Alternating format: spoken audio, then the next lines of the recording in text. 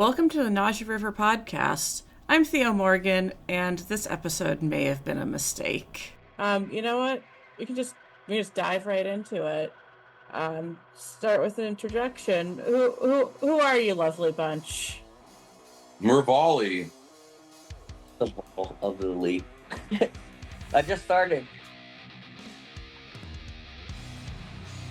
I'm Ronny, by the way. Bassist.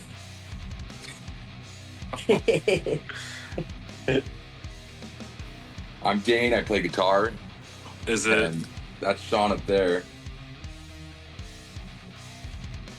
My name is Shawn. I do vocals and artwork and usually fall a lot. Usually. Yeah, it's a great American pastime. Oh yeah. Jonah used to play the drums. He's a recovering drummer. He's a recovering drummer. So what's going on, Ben? I still try. I still play the drums. I used to play the drums, but I still do too.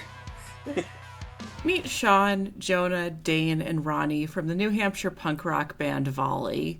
Musically, you might like them if you wish ska had less horns, or if you get really happy thinking of getting an extra chicken nugget with your order. They might call themselves shitty, but I'll argue for some songwriting and performance strength. I saw Vauli live early in 2025, which is how I met them, and they were, at least the second best band of the night. Shawn is a remarkably normal, well-adjusted guy for most of the time you're talking to him, until you put him on a podcast. I was told to be silly with the questions, but I don't know exactly what happened. You're going to have to watch to find out. Be open-minded.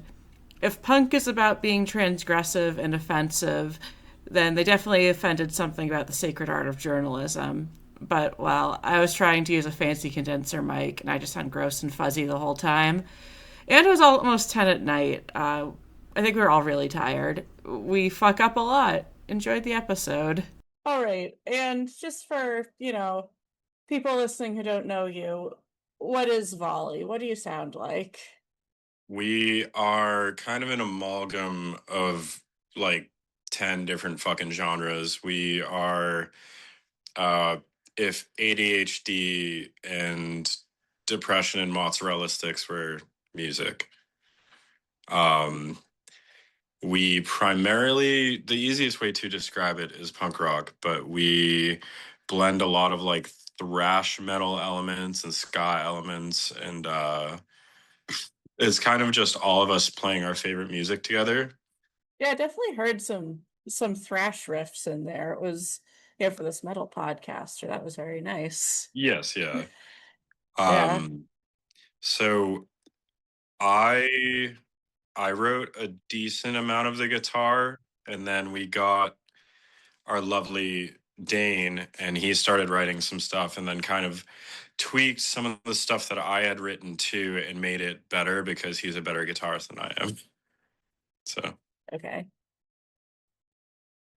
all right. Good boy. I'd pat him on the head, but I'm not there. I just want my cat on the internet. Oh, look at that little guy. Dane, you can have your cat on the internet. There's this website called OnlyFans. We're punk because I don't know anything, so we just have to call it that because we can't call it right. Yeah, it's an umbrella term. I don't know anything. At this point, right? It's right. Energy. Yeah, it's energy. I don't know. It's super fun. It's jazz. Elements of anything that you're into that's heavy sounding or get into a little bit of the ska is pretty sick. So Me and Ronny were just working on a new song actually a couple minutes ago. So we're working on some new material, right? Yeah, it would have been cool if more people were here, but it's all right. Yeah. So I always ask every band that comes on about their origin story. So what is the origin of Vauli? Jonah, you want to start this off? Yeah. Just been playing music with Shawn for a long time because he's committed and consistent, and it's had different names over the years. But yeah, in the summer 21, we just decided to make some. You had some songs in mind, so we tried to make them in your room, and then We took Yes, it to sir. the garage, and then Cody, Josh joined, and then Cody joined, and then Josh left, and then Dane joined, and then Cody left, and then now Ronny's joined, and here we are. So, yes. Essentially, Jonah and I started the band. He was on drums and I was on guitar and vocals, and our only goal really was to play as fast as we possibly could. Like, I love grindcore because I'm a piece of shit, and Me Jonah too. and I just love like stupid fast music. So like, we were playing like north of 250 beats per minute, just dumb fast, and it was unintelligible. So we got our friend that he mentioned, Josh, and he kind of reined us in. Revolving door of members. The guy that Ronny killed was actually our old bassist. That's why he's not in the band anymore, because Ronny killed him. So It's not in my Japanese you blood. tell everybody. Tell everyone you know Ronny killed a guy. I never heard of any of this. I just happen to have his equipment. So just get a timeline. When did Dane and Ronny join the band? So Dane joined on the worst day of my life. No, I love him. He's a brother. It was Halloween 2023, 24. 24. So this October will be 2 years. Right. The first show that he played with us was a Halloween show at another kind of hippie festival. Actually, we're not a hippie band either. We just get on a lot of hippie bills somehow. I'm not sure how that works. So he joined around then. We played a buttload of shows with him. We actually went to Japan with that gentleman, and well, Jonah too. Unfortunately, Ronny wasn't there. Ronny had his first show with us last weekend, actually. Yeah. So Wow. Yep. he after he killed that guy, he He killed it on stage. Yeah. I had to do 2 or 3 killings recently. Double homicide. Triple homicide. No, so Cody left the band for personal reasons. We're all good. We love him. Okay. But Ronny has been a close homie for a while, and he's actually absolutely phenomenal tattoo artist. He was doing a touch up on one of my tattoos, and he was like, "Hey, I'll try out for your band." Yeah. And prior to him saying that, I was going to play bass, and I didn't want to fucking do that. So Yeah, it kind of worked out. It was in the stars, you know. yeah, so he learned 10 songs in 4 days, and then played a show with us. So it was pretty punk rock, but then we just played a show this past weekend too, and he absolutely killed it. Nice. And now they're apparently writing songs without me. So Well, we won't go there.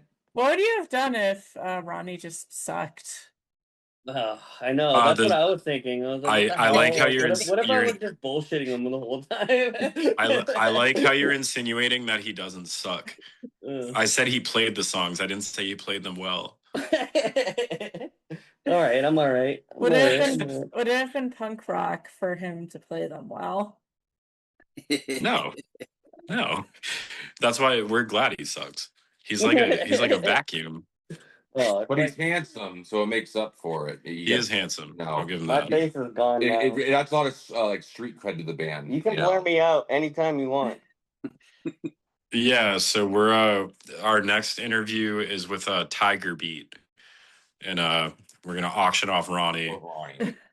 Well, I'm their ticket back to Japan, I heard. So what would you? So my question is, what would you guys do if you were actually good at your instruments? What would you guys play? I am good at my instrument. I'm the only one. I'm okay, Dane. Fuck you. Strong reaction.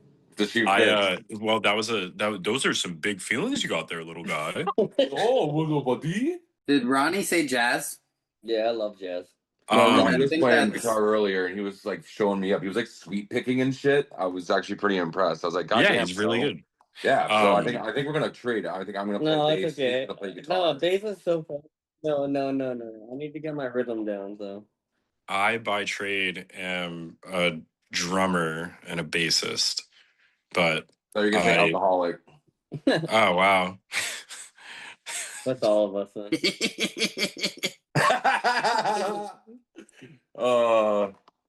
You know something, Dane? You're fired. Oh no, No, I Shawn love quit, it. and then I got fired. this feels like Back to the Future too. But no, You got fired by the guy that to quit. re-rail what Shawn was saying, he's a fantastic drummer. We play sometimes if Jonah can't hang out with us, and me and him he'll get on drums and I'll play, and he freaking rocks out on the drums. So No, sometimes we do play with Jonah, and Jonah will take vocals, and we have a side project called Fuck the Produce Man, and it's kind of like sludgy, grindy, terrible music where Jonah just screams his face off. It's great. Jonah's my favorite vocalist. Well, what's crazy Yeah. is what's crazy is I knew all the not really Dane, but I knew Jonah and Shawn through Vine Street. We all used to jam in like one spot, and we'd like always see each other crossing paths and stuff like that. So it's kind of wild, like working with everybody now and like. I would see Ronnie and I'd cross the street. Yeah. He's like, wait, real quick. Okay, so if I was actually good at drums, I would want to play the upside down Home Depot bucket outside Fenway Park and just rake in the money and just eat street meat all day. That would be if I was Jonah's so good at drums though. He is like the tightest, fastest fucking drummer I know. Yeah, how much does that Fenway bucket drummer make if you were to estimate? Like that's these days it couldn't be that bad. Yeah, just because like I get to hear the terrible, abysmal amounts. Do you think he takes crypto yet? You recently released an album, Disappoinsettia. Dane lovingly has it framed with a Gatorade bottle. It's a nondescript energy drink. Yeah, right. Unfortunately, it's Prime Energy. Oh no, I would never. Yeah, I can wrangle the truth out of you. But yes, so we dropped Dane, you gotta hide the brand. You gotta pixelate that shit. That's my job. Pixelating is my job. Oh, you can pixelate? Can you just pixelate Dane for like the whole interview? Yes. He's really pissing me off. Oh my god. Yeah, so we put out Disappoinsettia in May. Right? That sounds about right. I think we worked on it for like a month and a half or so. Yeah, it was a labor of love. Excuse me. So we put out Disappoinsettia, and it was about a month and a half that we worked on it. A month and a half, one Sunday at a time. Right. So collectively like 5 days. But we were sitting on those songs for a while. We did rehash a couple of them that our old guitarist played guitar on, or like I played guitar on, but we wanted Dane to hit it with that flavor.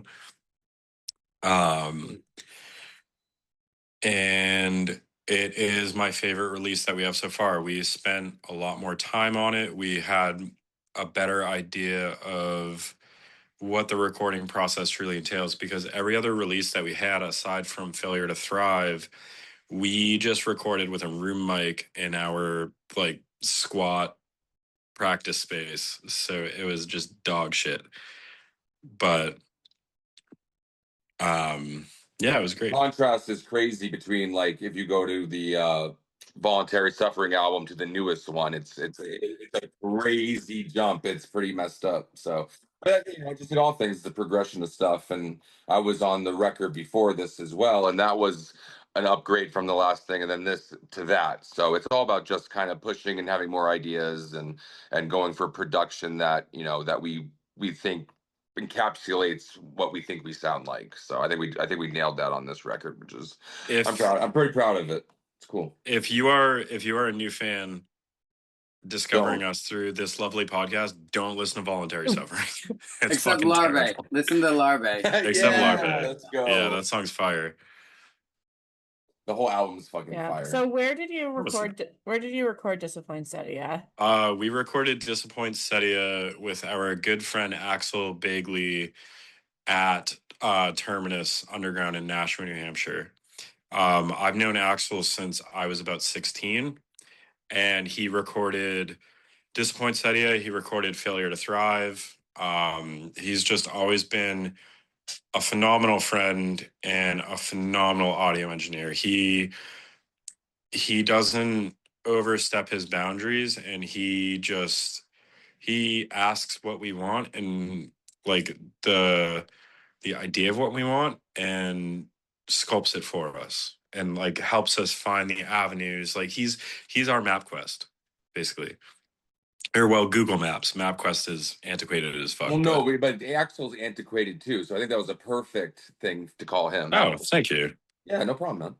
He's like an M&M that you like drop and just finds its way under the couch for like 17 years. And you still eat it.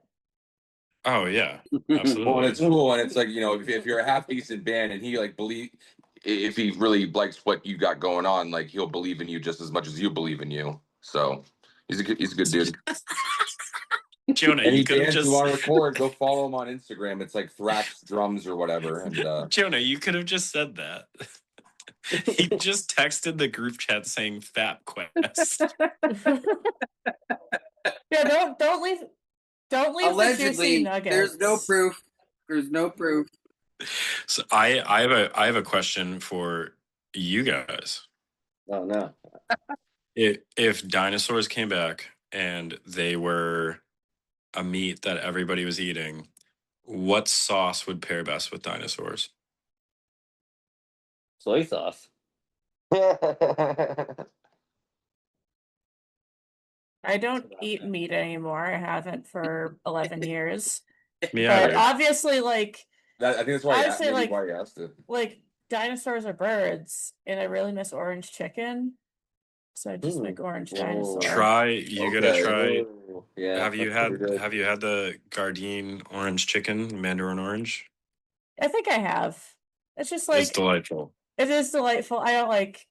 I cannot afford that many freezer meats. I'd probably go for like a duck fat au jus reduction of some variety. Whoa, You're okay. such a fucking Okay. bougie. Definitely. Well, Marsala then. What the hell? Jonah would dip it in sawdust happily. Definitely that zesty horseradish onion ring sauce. That's Oh. gonna go best. Yeah. Yeah. Ooh, that's pretty good. All right. Well, that finishes this segment with questions from Shawn while he drinks. What was the biggest difference recording in a real studio with a real setup versus the room mic? We didn't need to worry about getting stabbed. Okay. Has anyone gotten stabbed in a studio before? I'm sure it's happened somewhere, especially in Nashua. In our band, or Maybe in general, but Ronnie? I was kind of Ronnie speaking killed in a guy, generality. so. Yeah. Yeah, but did Ronnie record with you? Yes, Not to, yet, no. but he's going to. I was about to catch Right. you in a lie. Not me. I ain't the one girl. I think when we recorded with Axel, he does a great job with all the drums, as opposed to before we just hung up a mic from the rafters, which does not do a good job with the drums. So, I wish we got pictures of that. Well, the other thing too is like I wasn't there for like the original recordings where it was rafters, mics from rafters and stuff like that. But when we record with Axel, it basically is a room.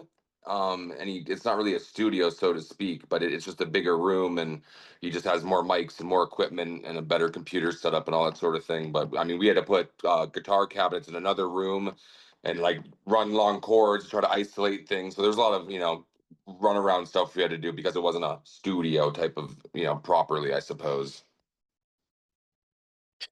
As opposed to being juxtaposed. Yeah, as which opposed to paying like a tons and tons of money to be in like a proper studio. But at the same time, I don't know if we would have gotten that much more of a better product if we did. Like, what's the return on No, investment? so he still knows how to isolate sound properly, and he does have a shitload of microphones, and he mics up Yeah, it's good amplifiers gear and stuff. properly. He He knows what he's mics up doing. the drums spectacular. So he is he's a sponsored drummer by Soul Tone Cymbals. He knows how to mic up drums and record drums amazing. He As for the amplifiers, he did just kind of mic them up. It still sounds great. But yeah, lost my train of thought. There was lots of double tracking. There was lots of double vocals. There was a lot more oomph pushed into this little bad boy here. So yeah, Right. we really went for it. off the album, do any of you have a favorite song? Um, I love Great playing American Keep It in Dog. Speedball. That was a banger. Yeah, like Thank I like you. I like Eustace Apology. That's probably one of my top three favorite Volley songs. It's a fun one to play. It sounds good. It sounds really tight on the record. And yeah. I've had fun playing Cheaper to Die. You didn't sound like you had fun playing Cheaper to Die right there. I liked I think I was happy to get it's had like 3 different names. The last song, I was happy to get that finally like out. Disappoinsettia. Yeah, because it just had been, I think we'd been working on that song since like It's been 2016 or something. it's been fucking years, dude. It's But been a it's not my decade. favorite off the album. I think Aliens is my favorite off the album, because it just came together very well, and it's got like a little bit of a different, I think Aliens is my favorite, but I was really happy to get the Disappoinsettia finally recorded and done, the track finally recorded and done, because it's been so long in our heads. Aliens is a fucking blast to play, but it's so many words. So I Sing for your I sing for your supper, Shawn. I That's wrote the right. lyrics. I wrote the lyrics to it while I was at work, and then I came to practice, and I didn't have any music for it. And I was talking to Dane, and I was like, "Hey, man, here are the lyrics I have." He started playing the riff.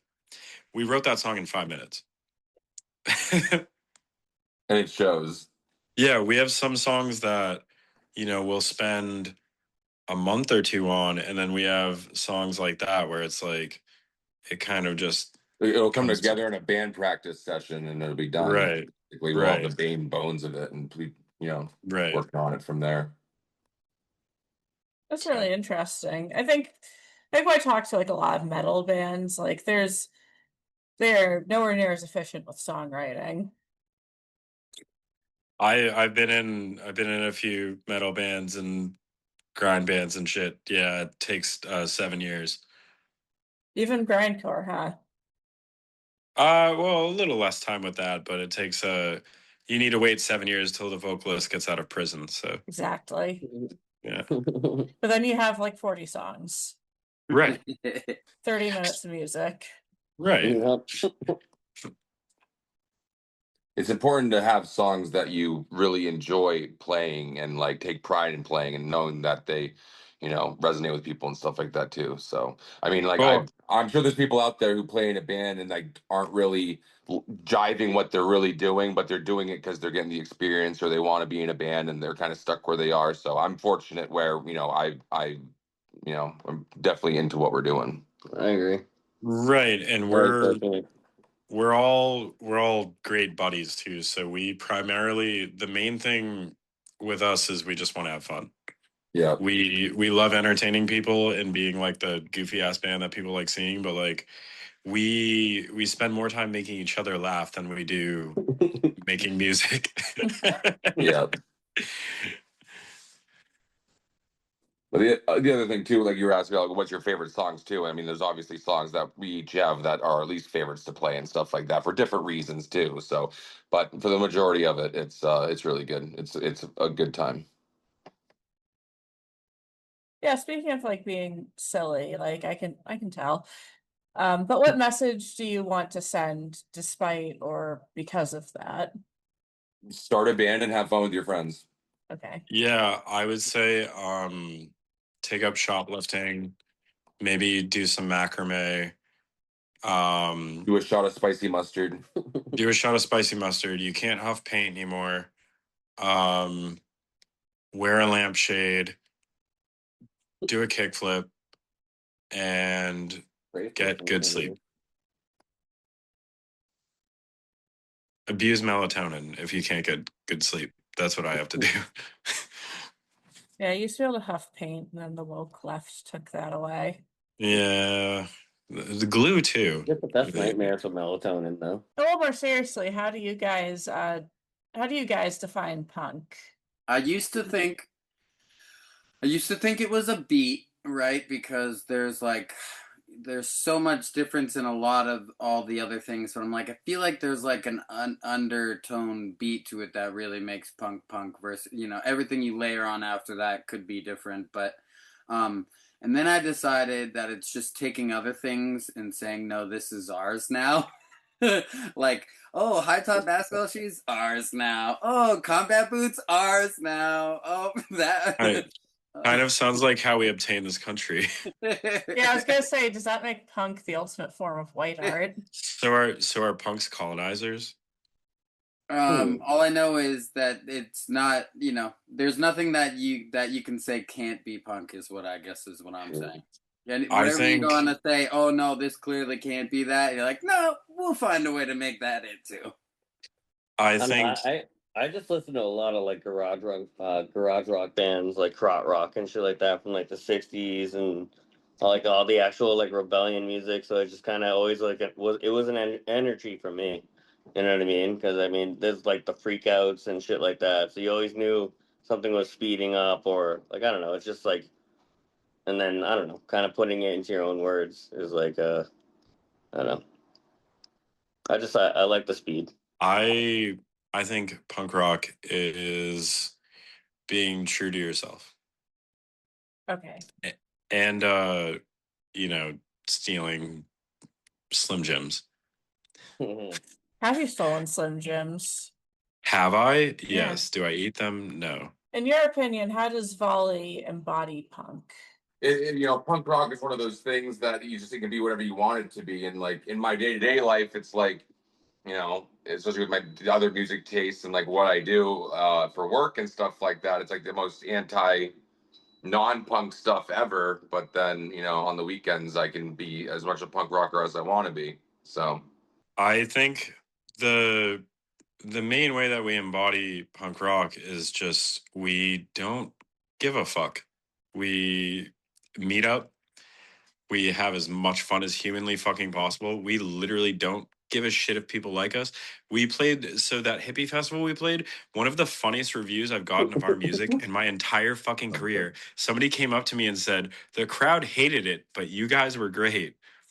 That was one of the funniest fucking things I've ever heard. That's the best compliment you could ever possibly receive being in a punk band. So it's exactly. And we literally had so much fun. I was throwing acorns at Dane, which I'm sorry, buddy. But no, you're not. No, I'm not.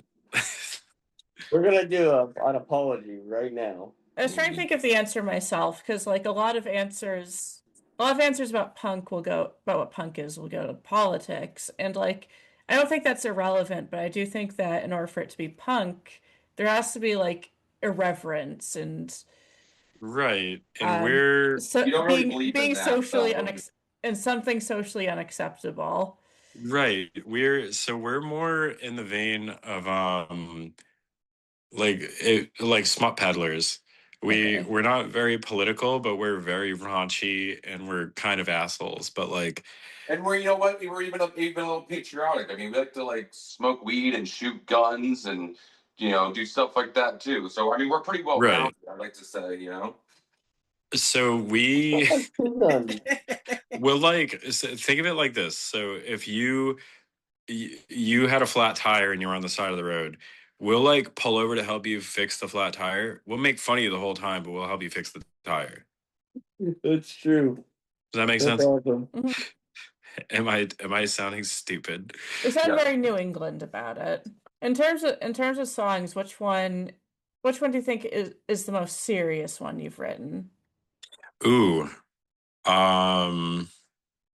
Blind is up there. Calling Yeah. Season. I like it. Um I like Sick Days. Sick Days is kind of a deep cut. Sick Days is a very deep cut. Great song. So Calling Season is about killing and eating rich people, and I'm serious about it. Like Army Hammer, I'm a cannibal. No, I redact that, delete that, delete that, delete that. You don't have to. Like Ronnie killed a guy. You can pretend to eat the rich. Oh, we were over this. No, not only You should really eat the rich, at least a nibble. I thought we were not over o- this. so that's my view on hunting. Actually, is if you're gonna kill something, you gotta at least eat it. So Yes, so. Ronnie killed a guy. He I didn't didn't even eat him. fucking eat him. He didn't eat him. He left him in a bus station in Kenosha. I've never even been there. Right. Save that for the cops. I don't know what you're talking about. What was the question? It was like the most serious Vauli songs in the catalog. Yeah, probably SSR, I Want to Die. That's what Oh, I was gonna actually, say. pretty SSR. serious.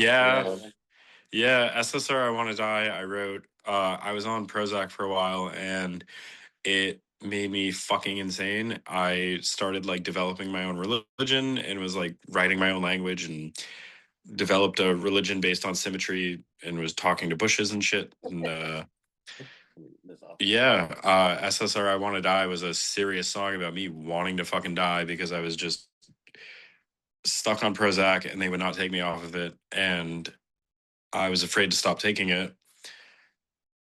And they had me on a shit ton of medication and I just stopped taking it all. And now I'm a happy little sunflower in the garden. And that's why your logo's a pill. Right. Yeah, definitely. You are quite the astute student. Yeah. And I mentioned Blind. I don't like you don't have your lyrics on Bandcamp. So what is that song about? It's the coin. Blind, it's kind of allegory in a sense. It's about having a healthy distrust of government. Okay. Right. So it's essentially, as he put it, having a distrusting the government and just how most folks are blind to what's before their very eyes. It's cognitive dissonance. It's not being aware of how militant those around you are. I think that's pretty insightful, especially for songs like under 2 minutes. Well, yeah. Well, and to expand off of your question before too, we have a lot of songs also that have very serious lyrical content, but the rhythm section or the melody or whatever can be feeling lighter too. But we have a couple of songs that are a little bit easier, but I would say like 80% of them are all pretty serious topics and serious things. Like American Speedball is a good one for that. Yeah, what about Great American Speedball? Just keep in mind I'm very bad at hearing lyrics. No, that's all good. okay. Great but American the track Speedball. starts off and it's all jumpy and bouncy and Mhm. it's kind of sounds fun and stuff like Mhm. that. But it's kind of talking about, like over consumerism and stuff like that. And, what a lot of people kind of get lost in the sauce with like the American way and shit like that. So That's exactly Dane, you put that so fucking beautifully. I would have said, yes, Burger King. basically, right.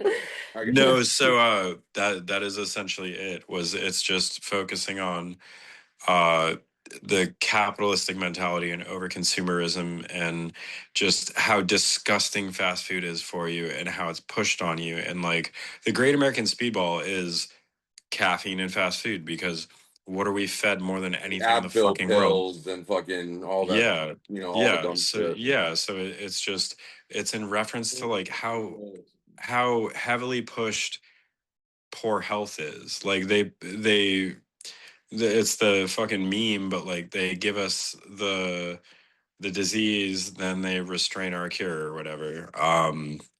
They're advertising this shit on the sides of the highways. You know, you see Burger Kings and Gambling McDonald's. and everything else, and Right, you see all that shit everywhere, but you don't see. there's all the online sports betting now. I've never seen a billboard for okra. You It's know, pretty funny when a punk band gets on the internet and then starts calling everyone else degenerates. But I mean, that's kind of the way it goes, though. I mean, like we're a very right, degenerate era right now. With just we have just as a human race, we have access to fucking everything, and it's just too much. And it's kind of makes some people kind of realize that and pull back from it, which it can be good. But a right, lot of people get sucked into the ride, So yeah, it's insane. right, and Makes the crazy so blow. the another factor of that song is actually Jonah and I. When we first started Volley, we used to get the Burger King family meal every single practice, and we would eat like $30 worth of Burger King every single fucking practice, and it was so gross, dude. So good. So good, he says. Jonah actually knows the coupon code numbers by heart, so he doesn't even need to give them the fucking coupon codes. In a worst time of my life, that was What are you me. doing after this? That was me and Burger Papa King? Gino's. Oh, Papa Gino's is great though. It's like all 4-digit coupon codes, so you can kind of just brute force them. 4229. 2 offers, 2 fries, 2 drinks. Yes. Right now. Now what you get? That's like activates the BK sleeper stock is going agent in down me. tonight in the Nasdaq. It's gonna shut down. yeah. We all just got Everyone's going out. He's like the Rain Man of diabetes. So on a different subject, your funniest arrest. That's the sort of laugh that makes you have to go to first. No, I'm not going first. Who's on second? Oh wait, no, come on. I got arrested in a penguin hat without socks. Were you wearing anything else? Yeah, I mean, I'm sorry. It may sound like a public nudity arrest. No, so it was snowing out, and I drank half a bottle of UV vodka. Oh. I was like 16. Yeah. And I was like 16 and I drank half a bottle of UV vodka and I went out for a walk and I didn't have shoes on, but I had a penguin hat on and I wound up I was graffitiing because I thought that was a fucking good idea. And the police came and they were none too pleased. Okay. And so they arrested me and I gave them a fake name. I don't remember the exact name I gave them, but they found out pretty fucking quick that it wasn't true. And yeah, my dad picked me up from the police station the next day. And I remember that was like one of the few times I actually saw my dad. And he was also none too pleased. I've never been arrested. Nice. I would have thought that Dane had a record. Sorry. That's crazy that you insinuated that. That's okay though. Dane has a record. What not a made you come to record. that conclusion? He hops in the tow truck doing 90 sideways in the turning lane. So He looks You so. can redact He that. looks I don't so want anyone knowing what I do for my job. He looks so unassuming that that there's some shit in the past. Damn, son. I mean, I pretty much have like the same story as Shawn. It was wintertime. I got hammered at a bowling alley. I was like 21, and I got arrested in bowling shoes. And I remember like opening the door, and they're like, "Are you drunk?" And I'm like, "No." And they're like, "Get out of the car." And I opened the door, and I had fucking bowling shoes on. I just slipped right on my face. Yeah. And fucking, they're like, "You're fucking drunk." And I crashed through a fence. I was like, "Nah, the fence got in my way." Like, yeah. So it was, I don't know, it was fun.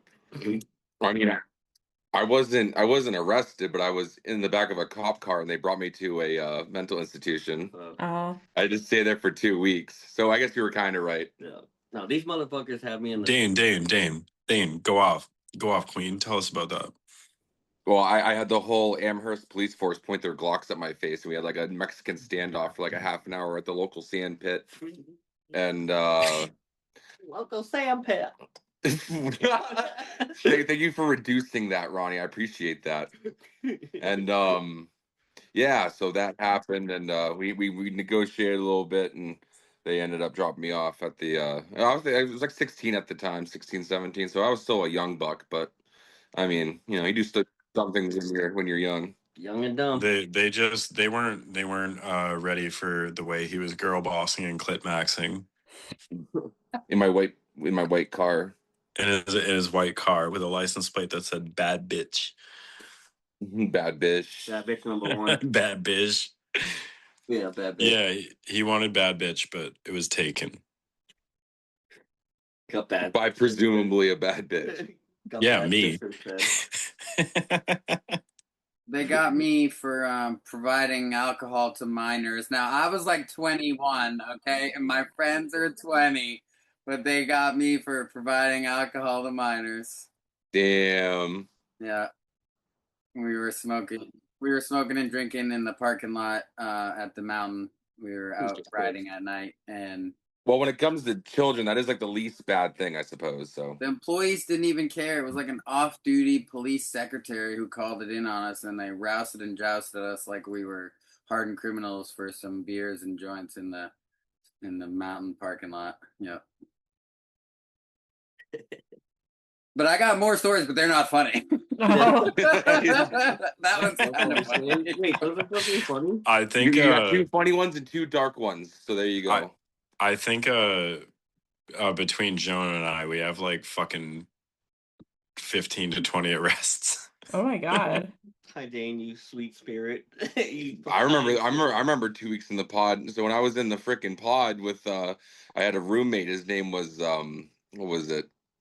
I forget what his name was, but he would like sit up in the morning like 6 a.m. and like look out the window, and he's like, "I'm gonna be here forever," and I'm like, "I am leaving and going to get breakfast, and I will see you." I until remember- have to see you." Dad's gonna pick me up right now. So when I was in the Grippy Sock hotel, there was a gentleman who was my roommate who looks like Ned Flanders, and he snorts so loud, and I literally, so they have the crazy doorknobs where like you can't hang yourselves on them, and my engineer self was like, I bet I could, and I got switched, and then the other roommate I had was this guy who was schizophrenic, and he would not stop talking about priapism, which is when your dick is hard and won't like not be hard.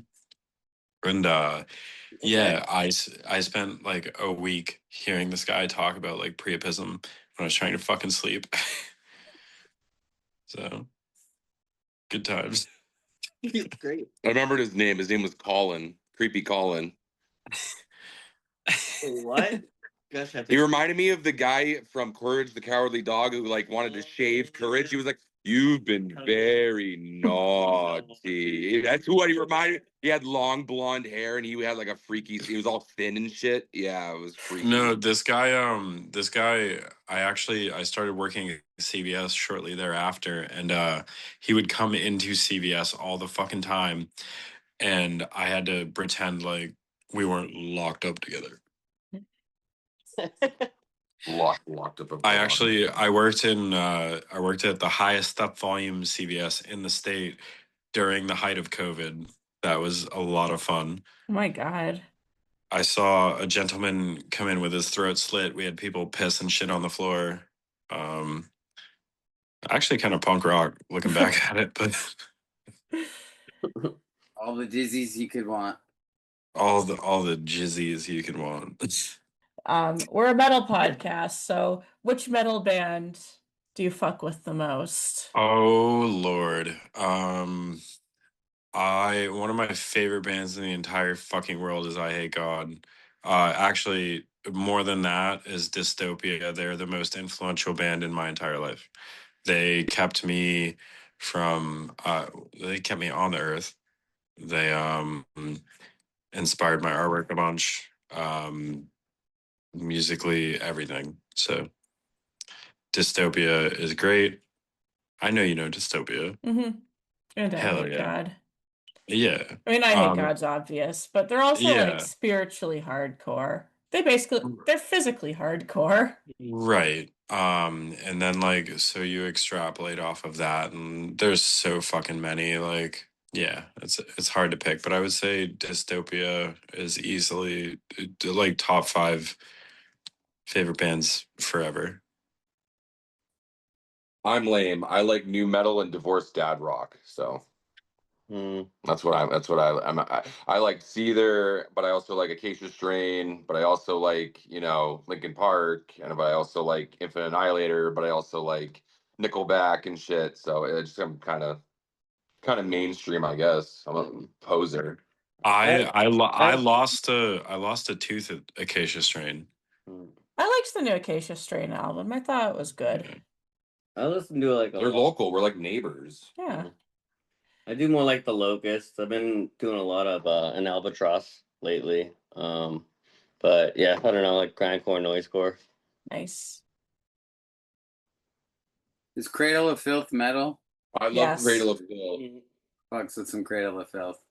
Hell Nice. yeah. Seen them. They played Cruelty and the Beast in full. I went to that show.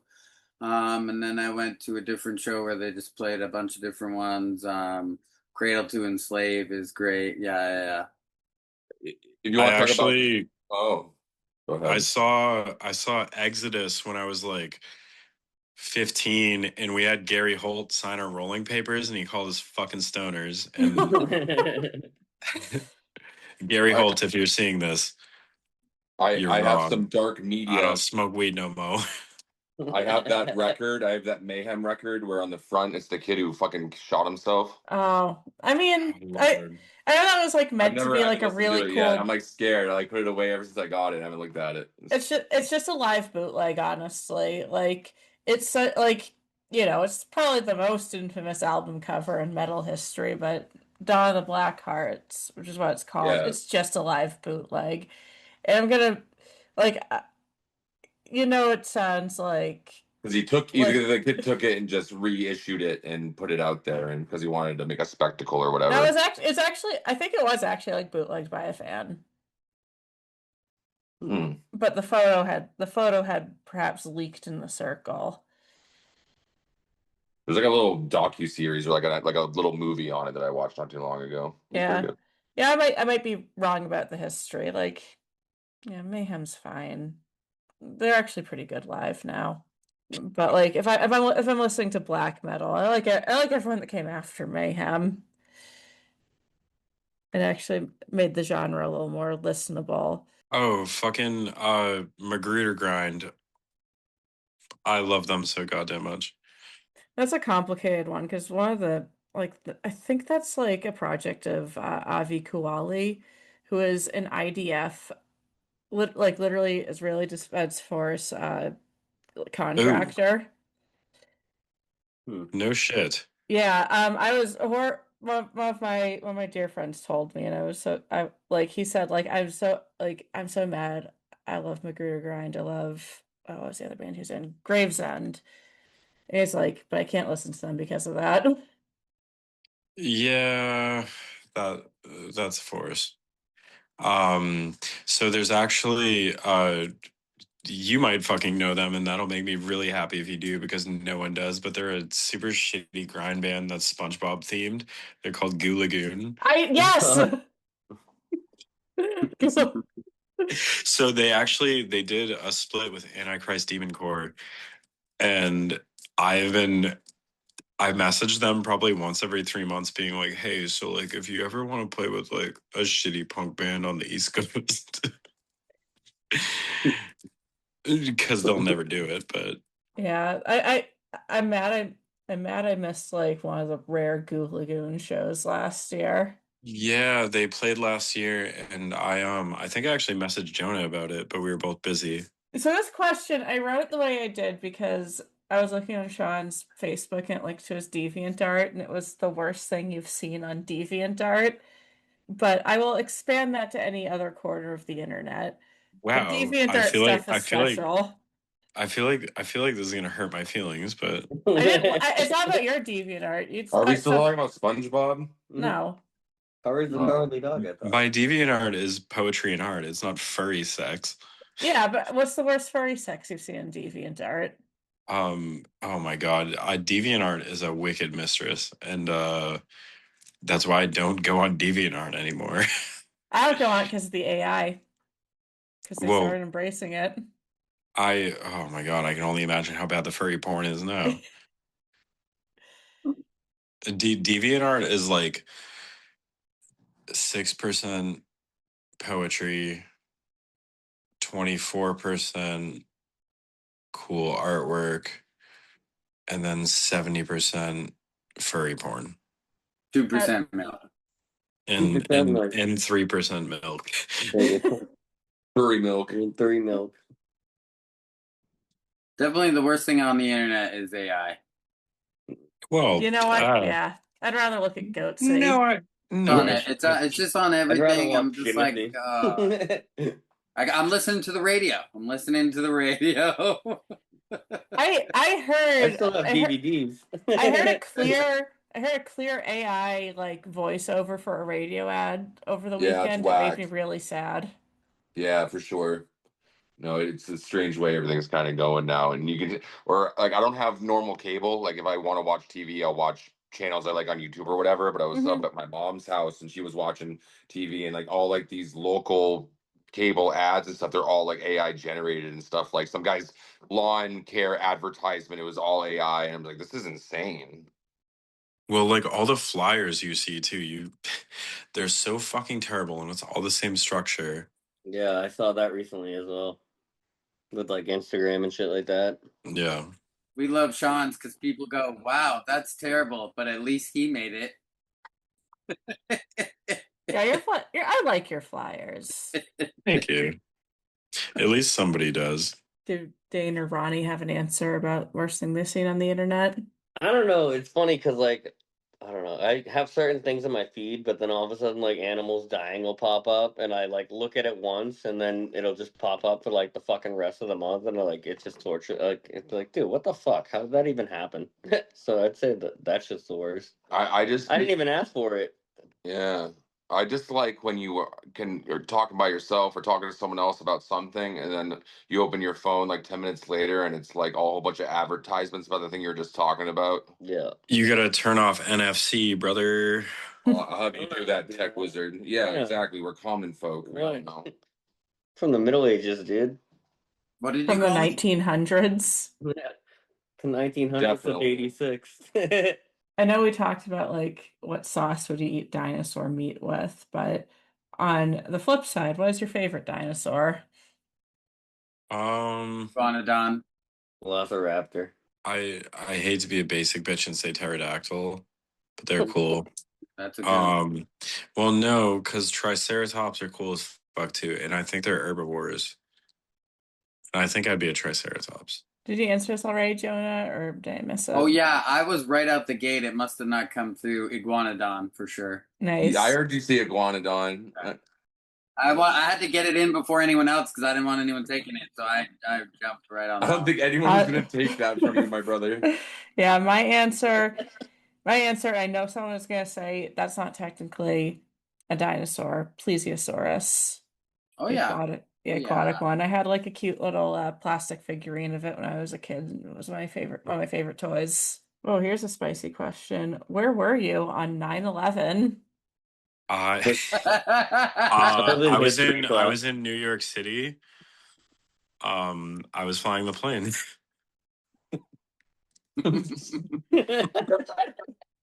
Jesus. I had a box cutter. Oh. Oh wow. Can you actually redact that? Go on. It's gonna be. It's gonna be. I mean, yeah, I was. here's the thing. Fucking AI is out of control. Yeah, I'm just gonna. I maybe I will, but it's also like everyone who actually did 9/11, like who was on the planes. Everyone except everyone except George Bush is dead. They died on impact. No, we didn't. I was actually on the plane. And then you woke up from that crazy dream, huh? No, I like how everybody got real quiet there and then started telling me I was lying. No one said any of that. No, I was in my second grade classroom and my teacher wheeled a TV into the classroom and Then- showed us Yeah. Yeah. what happened. And then Happened she to me. I was in history class. Believe it or not. then she was like, "Where's Shawn?" And she saw me with a On a burqa, Boeing. on a boa with a burqa. It's crazy though. I had that conversation with someone else earlier today. You can't ask. I can ask this. I just recycled this from a different episode. Well, what I was gonna say is I was having a conversation about that the other day. It's like if that did happen today, God forbid, would they have like wheeled the TVs into the classrooms and like showed us, or would they try to like shield us from that? No, they would have cast it. Every kid would have seen 5 TikToks of it already. Right. Well, it would have been more recorded than it ever was. So that's actually pretty. That makes sense. Here are 5 TikTok dances you can do to not have your Twin Towers blown up. Everybody's doing the Twin Towers challenge. It's where you play like double Jenga, where you have to like manage both the towers. Is double Jenga a real thing, or is that just an elaborate 9/11 joke? So elaborate. Hey, the 25th anniversary is coming up. We gotta commemorate it somehow. I think the double Jenga is one of those things, one of those like gross things to talk about, right? Oh, you double Jenga'd last night? No, so you actually double Jenga, you I'm thinking Double Jeopardy, never mind. I was trying to make a joke, but I'm stupid. No, I was just thinking like you have to like, you have to strategically like manage bricks on both Jenga towers. Like there's someone you strategically have to when the first one falls, you have to knock the other one down. You have to. I'm not gonna say. That's crazy. Sir, they pulled a second brick from the tower. Once again, thanks to Vauli for coming on the show. There is no outro from them, sorry. Anyways, I recommend buying Disappoinsettia on Bandcamp and safely tapering off your SSRIs. Always spot check new skin lotions so you don't delay an episode due to having an insane allergic reaction. I'm all good now. And you will be too. I'm Theo Morgan, and have a good night.